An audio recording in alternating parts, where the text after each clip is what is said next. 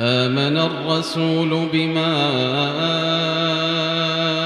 أنزل إليه من ربه والمؤمنون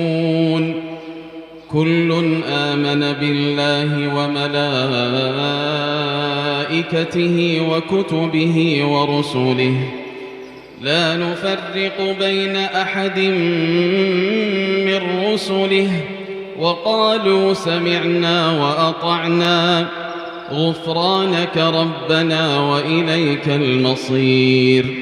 لا يكلف الله نفسا إلا وسعها لها ما كسبت وعليها ما اكتسبت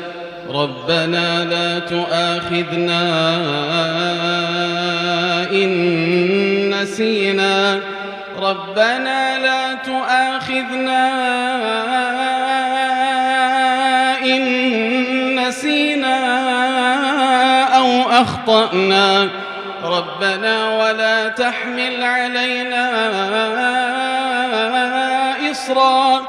إصرا كما حملته على الذين من قبلنا ربنا ولا تحملنا ما لا طاقة لنا به واعف عنا واغفر لنا وارحمنا